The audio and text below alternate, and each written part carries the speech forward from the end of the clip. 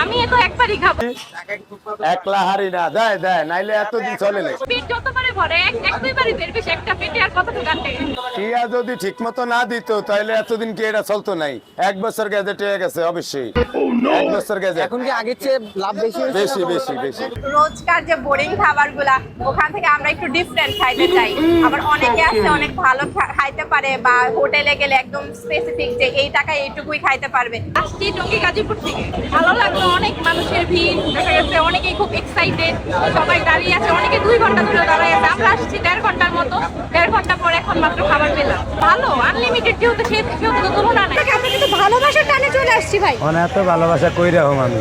এখন আপনি কি দেখনা পড় रहा है अच्छा है ना नहीं खाओ ভাই ওনারা যে এত দূরত্ব নাই সেটা আমার সৌভাগ্য। আমি ময়রা হুরিয়ে গেল ওনারা আইতো না, অন তো বাইসে আইসি দেখে আইসি।